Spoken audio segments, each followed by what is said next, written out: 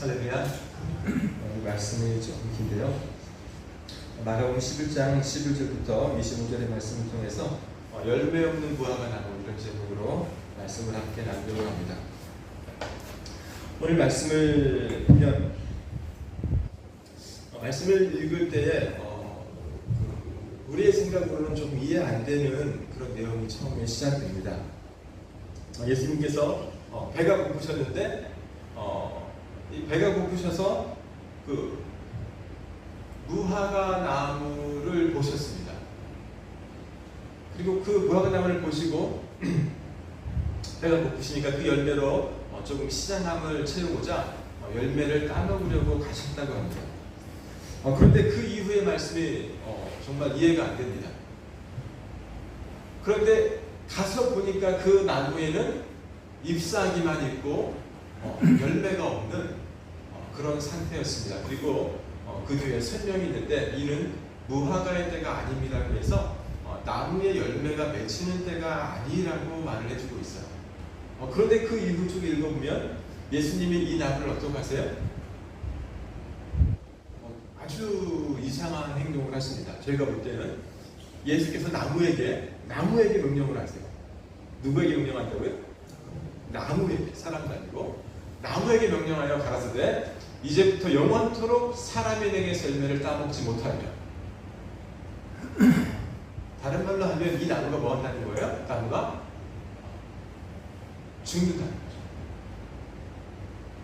그래서 앞으로는 이 나무를 통해서 누구도 열매를 따먹을 수 없는 그런 나무가 될 거라고 나무를 저주해 버리죠. 그리고 이후에 보면 그 이튿날에 보니까 베드로가 보니까 이 나무가 뿌리부터 완전히 말라서 모든 사람이 보기에 당연히 잎사귀가 떨어졌겠고 완전히 가지만 앙상한 죽어있는 나무로 다음날 아침에 변했다는 것입니다. 왜 이런 일을 예수님이 하셨을까? 왜 예수님은 이런 행동을 하셨을까? 그래서 이 열매 없는 무화과 나무가 주는 교훈이 우리 가운데 어떤 것일까? 예수님의 제자들과 그 당시에 있던 많은 사람들에게 어떠한 메시지를 전하기 원하셨을까? 오늘 이 말씀이 저 여러분 가운데에 임하길 원합니다. 오늘 본문을 쭉 읽어보면 예수님께서는 이 무화과 나무, 잎사귀는 무성한데 열매가 없는 나무를 보고 이 나무를 저주하세요. 그리고 나서 어디로 가시냐면 예수님이 바로 성전에 들어가십니다. 성전에 들어가시는데 성전 안에는 어떤 일이 있었냐 하면 성전 안에 매매하는 자들이 있었어요. 무엇을 매매할까요? 양이나 염소나 비둘기나 소나. 그래서 하나님께 나아가 예배를 드릴 때 돕는 그런 필요한 것들을 사람들이 다 가져올 수 없으니까 당시 성전에서 이런 것들을 팔았습니다. 그래서 사람들이 거기서 이런 것들을 사서 하나님께 번제를 드리고 이런 일을 했는데 이런 일을 하는 사람들을 내어 쫓으세요. 여러분 어떻게 보면 여러분 현대사회가 발달을 하게 되면 어떤 일이 일어나죠? 여러분 차 없는 세상을 생각할 수 있습니까? 여러분 이렇게 올 때 다 걸어오셨나요? 가까운 분은 걸어오셨겠지만 버스를 타기도 하고 전철을 타기도 하고 저도 차를 타고 왔는데 차가 없으면 정말 여기까지 와서 예배를 쉽게 드릴 수 있을까? 조금 거리가 있는 사람들은 어려울 거예요. 차가 없는 세상 상상하기 어렵습니다.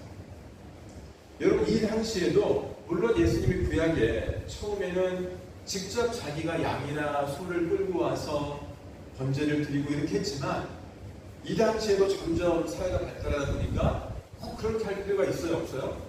여러분 집에 가까운 사람은 괜찮지만 10km, 20km 이렇게 떨어져 있으면 그 짐승을 산채로 끌고 와서 제사를 드리는 게 쉬워요? 어려워요? 어렵습니다. 그러니 차라리 그 정성과 그것으로 짐승을 사서 예배하는 것이 훨씬 쉽죠. 그래서 거리가 먼 사람들은 당연히 짐승을 사서 하나님께 번제를 드리는 것이 일상화되어 있어요. 그리고 이것이 어떻게 보면 성도의 편의를 위한 것입니다.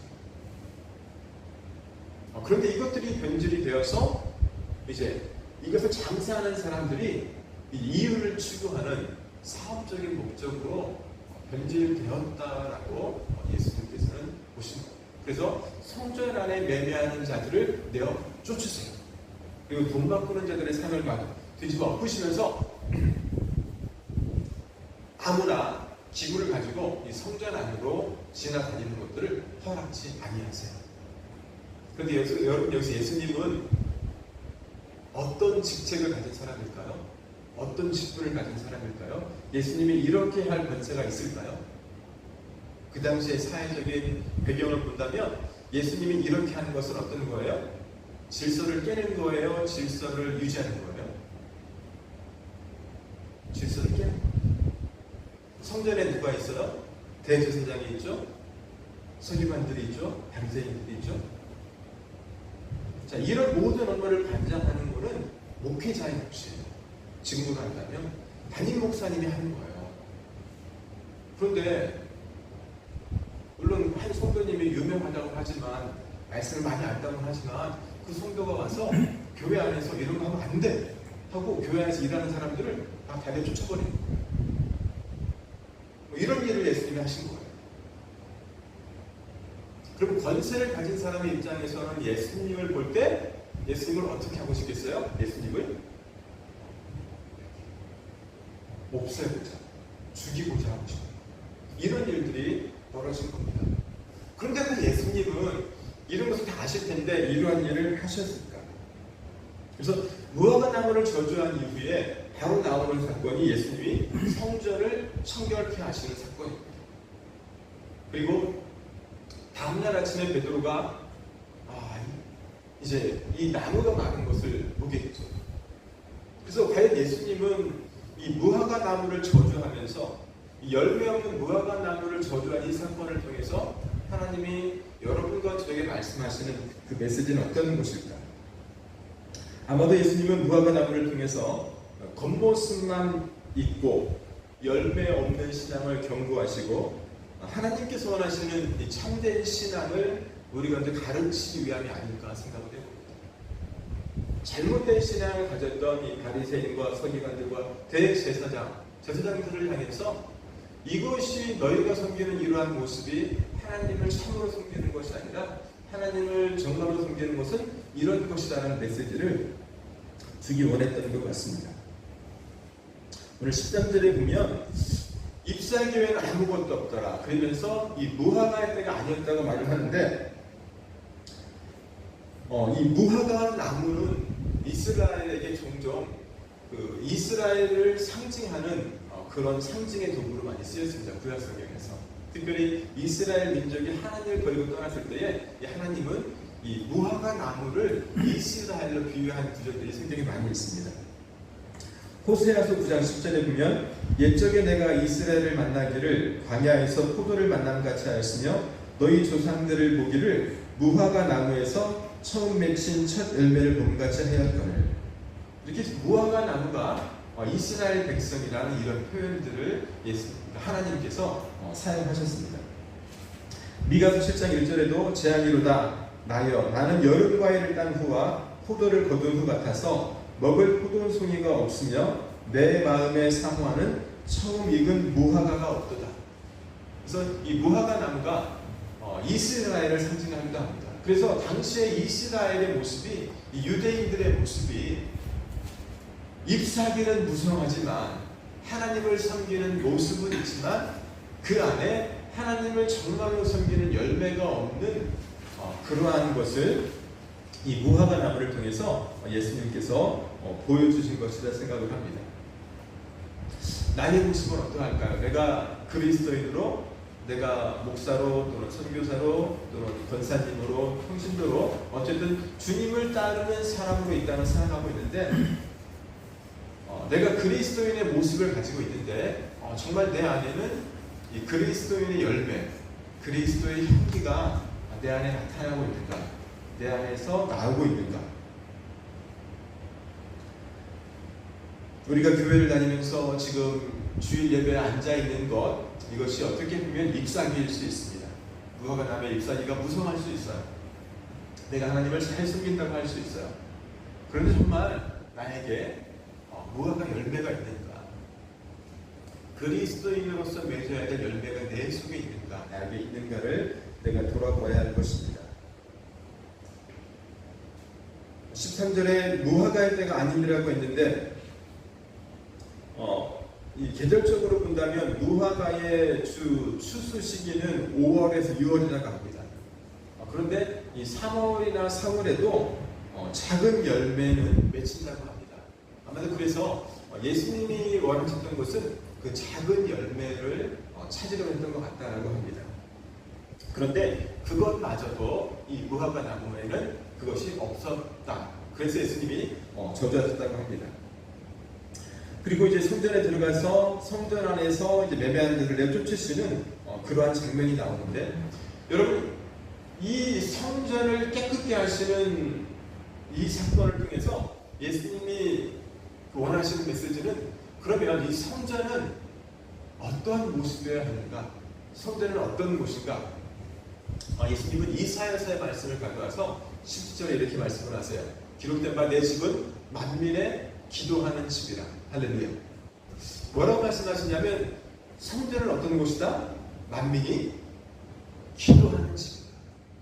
물론 그 안에서 제사를 지내고 번제를 드리고 예물을 드리고 이런 것들도 다양할 수 있지만, 더 중요한 근본 목적이 있다면 그것은 무엇이냐? 하나님께 우리가 기도하는 곳이다. 그리고 유대인만 기도하는 곳이 아니라 어떤 곳이라 말씀하세요? 만민의 모든 민족이라고 말씀하세요. 이스라엘뿐만 아니라 일본 사람도 중국 사람도 모든 사람이 예배하는 곳이라고 말씀하고 있습니다. 여러분 참 정치를 보면 어떤 쪽에서는 양키 고홈 미국을 가라 그럽니다. 또 어떤 쪽에서는 중국 고홈 중국 다 가라고 합니다. 근데 정말 내가 예수를 믿으면 둘 다 틀린 거예요. 양키 고홈 미국 사람 가라고 해도 안 되고 중국 사람 가라고 해도 안 되고, 우리의 관심은 뭐예요? 미국 사람이든 중국 사람이든 북한 사람이든 다 예수를 믿고 하나님의 자녀가 되는 거예요. 할렐루야. 이것이 예수를 믿는 사람들의 관점입니다. 그런데 세상의 정치에 휩쓸리게 되면, 내가 이곳에 속하게 되면 나도 그곳에 속해서 미국 배척을 하고 나도 그곳에 속해서 중국을 배척하는 이런 상황이 나온다는 거예요. 내 믿음과 관계없이. 여러분 우리는 어떠한 정치적인 위치에 있다 하더라도 내가 그리스도인이라는 것을 잊어버리면 안 됩니다. 이 땅에 지금 이 유대인들이, 이 땅 예수님이 왜 성전을 청소하시는가? 왜 성전에서 매매하는 내쫓으시는가? 모든 사람을 위한 곳으로 교회에서 일을 하고 있는데 왜 이 편의를, 이 좋은 것을 왜 나쁜 것이라고 예수님이 하실까? 여러분 이것은 성전의 본질을 주님이 가르치기 원하시는 곳입니다. 기도하는 집인데, 기도하는 곳인데, 여러분과 제가 어떻게 열매를 맺을 수 있을까요? 어떻게 그리스도인의 열매, 하나님을 믿는 자녀로서 내가 그 그리스도의 향기를 낼 수 있는, 하나님을 믿는 성령의 열매를 어떻게 우리가 나타낼 수 있을까? 기도 외에는 이런 이유가 없느니라. 할렐루야. 내가 날마다 하나님과 교제하지 않으면, 내가 날마다 하나님께 기도하지 않으면 그런 일들이 일어날 수 없다는 것. 그리고 내 속에 그런 기도의 삶이 빠지게 되면 나도 모르게 내가 위선적인 열매를 맺는, 하나님이 원치 않는 이 신앙의 열매를 가진 이 열매 없는 무화과 나무로 내가 변질된다는 것을 예수님은 우리 가운데 말씀하고 있습니다. 사랑하는 여러분, 오늘 말씀을 통해서 우리는 교회는 무엇인가? 아니면 신앙 공동체는 무엇인가? 아니면 예수 그리스도를 믿는 그리스도인, 나는 어떠한 사람인가를 내가 돌아보아야 합니다. 당시의 성전은 어떻게 보면 변질되었습니다. 제사가 중심이 아니라, 예배가 중심이 아니라, 기도가 중심이 아니라 어떻게 보면 장사와 이익 추구, 이런 것들이 변화가 되었다는 것입니다. 이방인들이 기도의 장소가 아니라 시장통이 되어버린 이 현실을 예수님께서는 지적하셨습니다. 그래서 예수님께서는 만민, 모든 민족이 예배하는 곳이 성전이 되어야 한다고 하나님의 마음을 가르치는 것입니다.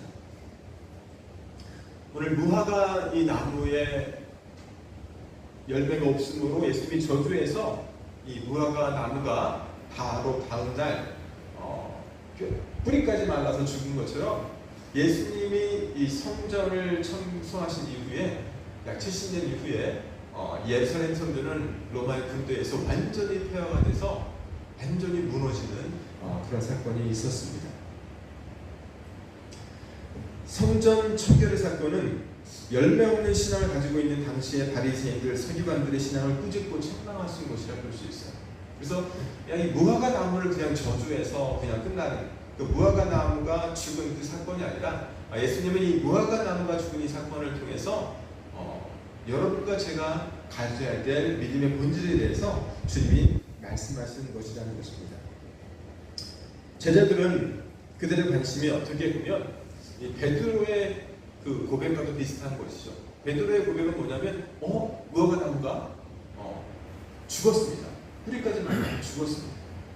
어떻게 보면 예수님의 말씀의 어떤 권위와 권세로 이 무화과 나무가 죽은 것에 초점이 맞춰져 있지만 예수님의 관심은 이 사건을 통해서 또 다른 전혀 다른 새로운 주제를 여기서 말씀을 하세요.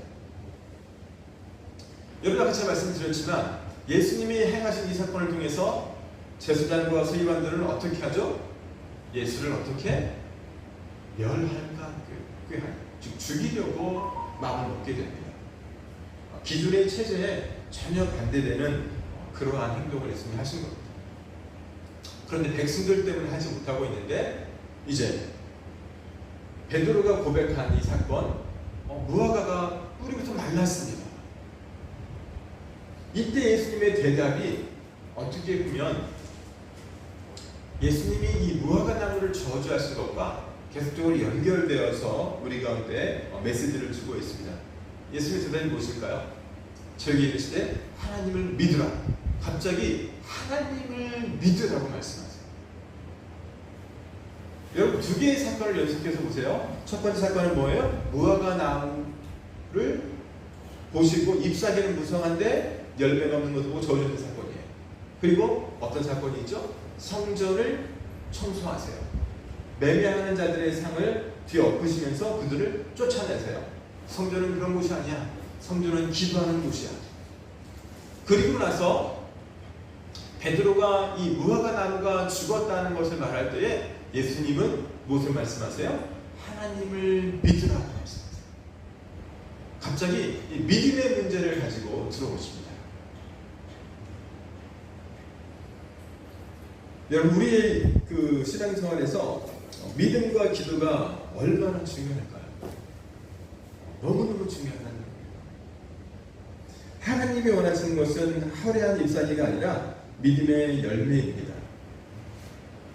어떻게 보면 그 열매 없는 신앙, 즉 이 열매 없는 무화과 나무가 가르치는 것은 어떻게 보면 주님이 이어서 가르치는 내용이 뭐냐면 기도의 내용이라서 열매 없는 무화과 나무는 다른 말로 하면 기도가 없는 신앙생활을 의미합니다.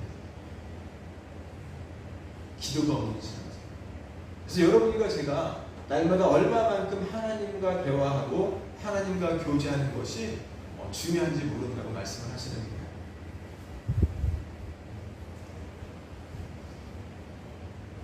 자, 이 하나님을 믿으라고 하면서 즉 참된 신앙은 하나님께 그 믿음으로 나아가는 것이라고 예수님께서 말씀하고 있어요. 자, 믿으라고 하면서 그 다음에 정말 그 그리스도인이라면 누구나 한 번씩 생각하는 정말 내가 믿음이 없는가 이런 것들을 생각나게 하는 엄청난 말씀을 던지십니다. 내가 진실로 너에게 이르노니 누군지 이 산도로 들리어 바다에 던지우라 하면 그 말하는 것이 이룰 줄 믿고 마음에 의심치 않으면 그대로 되리라. 그래서 믿음을 강조할 때 쓰이는 그 말씀 중에 하나인데 이 산을 들어 저 바다에 던지우라 하면 그대로 되리라. 어떻게 보면 여러분과 제가 믿을 수 없고 따라할 수 없는 엄청난 말씀을 주세요. 여러분 이런 기도를 해보셨습니까? 이루어질까요? 내가 믿음이 있어요. 이 산을 들어서 저 바다에 던지노라. 그럼 그대로 될 거래요. 이게 믿음이에요. 이렇게 하면. 여러분의 믿음은 어떠십니까? 저도 이런 믿음이 없는데, 그러면 그대로 된대요. 그러면서 예수님께서 그러므로 내가 너에게 말하노니 무엇인지 기도하고 구하는 것은 받은 줄로 믿으라. 그리하면 너에게 그대로 되리라. 그러면서 이 믿음과 기도에 대해서 강조를 하세요. 너희가 믿고 기도하면 그대로 된다는 것을 믿으라고 말씀을 하세요. 내 눈으로, 내 현실고, 내 경험으로, 내 지식으로, 내 변경으로는 내가 믿을 수가 없는데 예수님은 믿으라 말씀을 하세요. 먼저 나를 믿으라 말씀하시면서 너희가 믿고 기도하면 그대로 된다고 말씀을 하세요. 자, 그런데 여러분, 예수님이 이렇게 강조하시는 너희가 믿고 기도하면 그대로 된다고 강조하는 이 말이 왜 나왔습니까? 무엇 때문에 나왔죠? 열매 없는 무화과 나무 때문에 나옵니다. 다른 말로 하면 성전을 청소하신 사건, 즉 열매가 없는 신앙생활을 하는 제사장과 서기관들과 바리새인들을 위해서 한 말씀입니다. 그러면 이것들을 고치기 위해서, 즉 열매 있는 신앙생활 하기 위해서는 내가 어떻게 해야 될 것인가 했을 때 예수님은 하나님을 믿고 그리고 너희가 기도하는 대로 그대로 된다는 믿음을 가지고 이 땅을 살아가라고 말씀하고 있습니다. 사랑하는 여러분, 이 산더러 들려 바다에 던지우라는 것은 어떻게 보면 엄청나게 과장된 표현입니다. 그죠? 엄청난 과장이에요.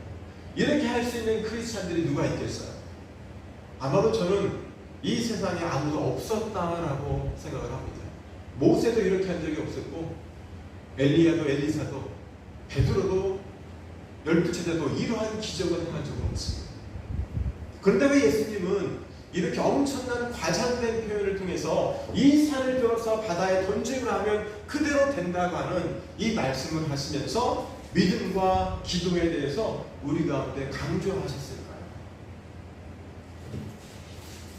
사랑하는 여러분, 우리 삶 가운데 불가능한 문제도 믿음으로 기도할 때 하나님은 역사하신다고 합니다.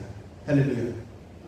왜냐하면 여러분, 기도는 우리의 믿음의 표현이라고 해요. 내 입술의 고백, 나의 기도가 내 믿음의 표현입니다. 불가능 가운데서 가능케 하시는 하나님의 능력을 내게로 끌고 오는 그 도구가 믿음이라는 것입니다. 그래서 예수님은 기도하고 구하는 것은 받은 줄로 믿으라고 하세요. 할렐루야. 그래서 여러분과 제가 믿음 생활하면서 하나님을 믿으면서 하나님께 구하는 것을 받은 줄로 믿고 이 땅을 살아가는 이런 믿음이 필요하다고 말씀하고 있습니다. 믿음의 기도는 결과를 확신하는 기도입니다. 참된 신앙은 기도의 응답을 통해서 열매를 맺게 됩니다. 그래서 가정의 변화, 교회의 부흥, 또는 성도의 성숙, 내 믿음의 성장, 이 모든 것들이 기도의 열매로 나타나야 한다는 것입니다. 기도의 열매가 없는 신앙은 열매 없는 무화과 나무와 같아서 결국 하나님께 버림받을 수밖에 없다는 것입니다. 예수님은 이 기도를 가르치면서 또 이 기도하면서 기도에 연관되는 것을 또 하나 말씀을 하세요. 25절입니다. 서서 기도할 때에 아무에게나 혐의가 있거든 뭐하라? 용서하라. 그리하여 하늘에 계신 너희 아버지도 너희 허물을 사하여 주시리라 하셨다. 내가 열매 있는 신앙생활을 한다는 것이 어떤 것이냐? 내가 용서하는 삶을 살아야 한다. 할렐루야. 그래서 예수님은 원수를 뭐라고 하세요? 원수를 사랑해라. 원수를 위해서 기도하라.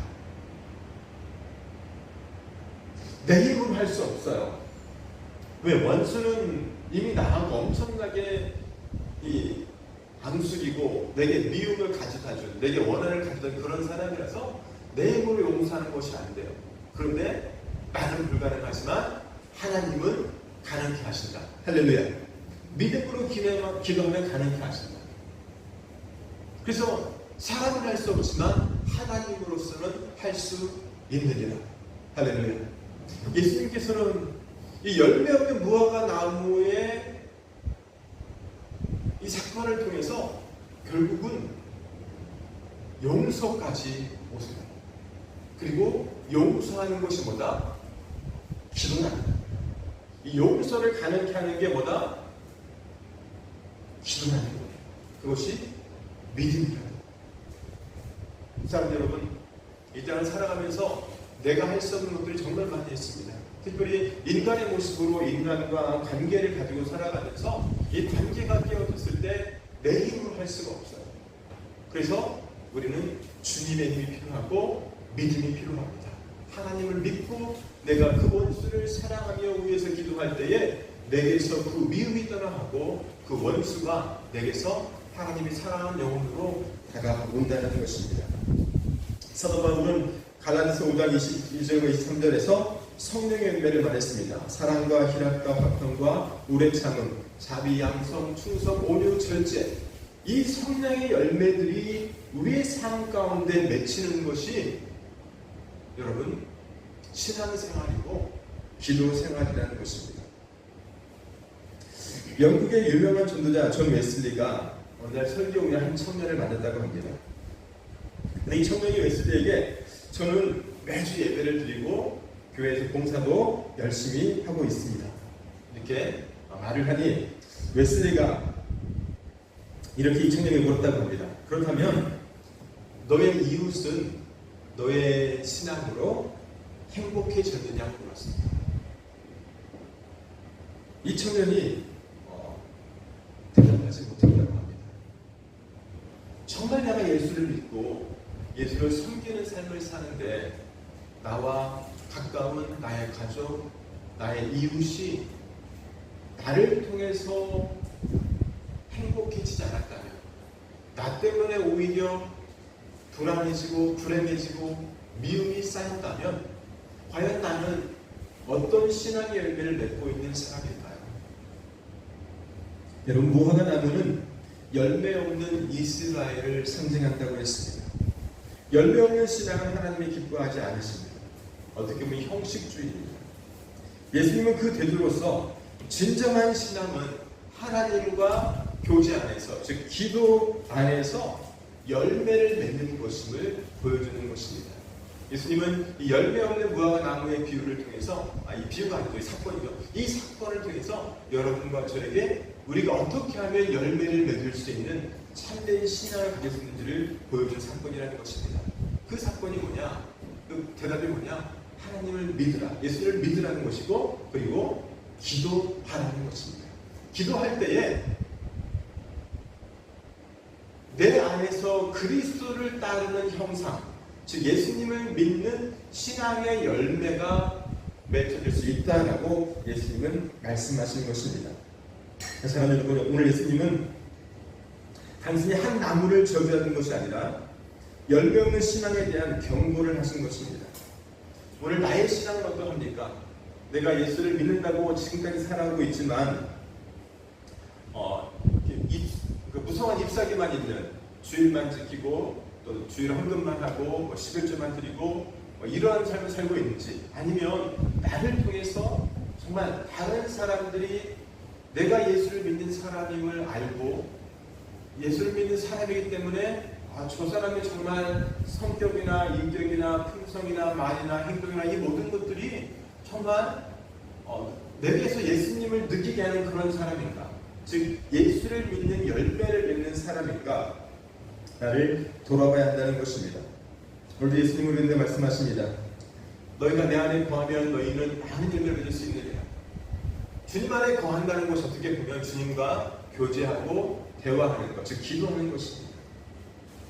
주님은 기도를 통해서 이런 일이 일어날 수 있고, 성전이 만민의 기도하는 집이라고 하시면서 여러분과 제가 날마다 기도하는 삶을 통해서 믿고 기도하면서 내가 할 수 없는 것들을 하나님이 이루실 것을 믿고 기도하며 나아갈 때에 여러분과 제가 하나님이 원하시는 열매를 낼 수 있다라고 오늘 본문을 계속하는데 말씀하고 있습니다.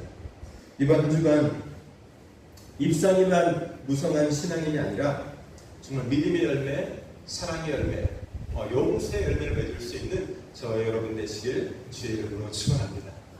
기도하겠습니다. 살아계신 아버지 하나님 감사합니다. 하나님 오늘 마가복음 11장에 있는 이 열매 없는 무화과 나무를 통해서 우리 주님 우리 가운데 참된 신앙에 대해서 우리 가운데 가르쳐주고 있습니다. 하나님 성전은 만민이 기도하는 곳입니다.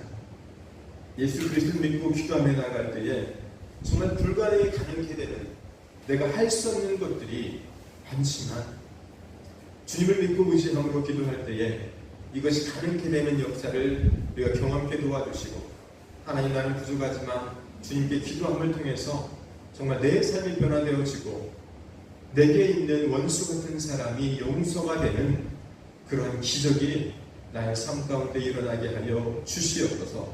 아버지 하나님 참된 신앙의 본질을 내가 깨닫게 도와주시고 우리 주님이 원하시는 열매를 얻을 수 있는 우리 모두가 되어지도록 저희를 축복하여 주시옵소서. 감사합니다. 귀하신 예수님의 이름으로 기도했습니다. 아멘.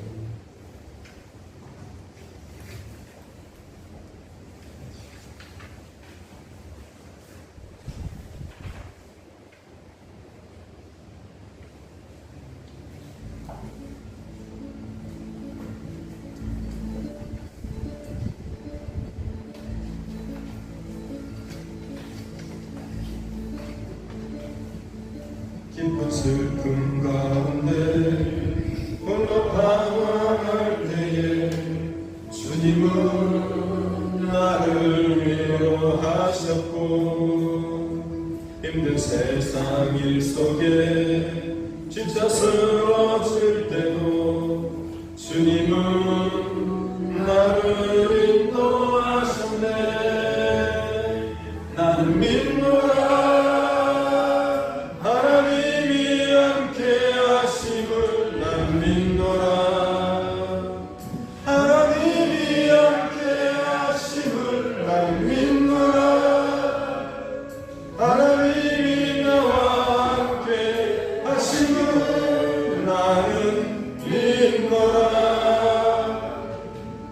깊은 수렁 속에서 혼자 울부짖을 때 주님은 나를 건져내셨고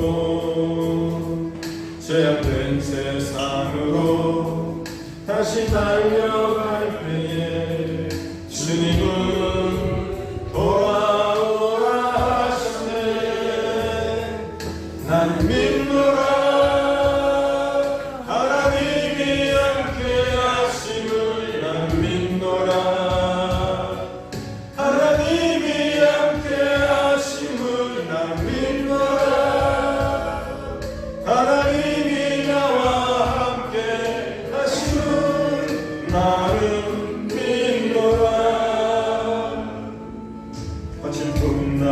풍랑이라도 잔잔하게 하시니 주님은 나의 피난처시요 푸른 초장물가로 항상 인도하시니 주님은 나의 양식처로다. 나는 믿노라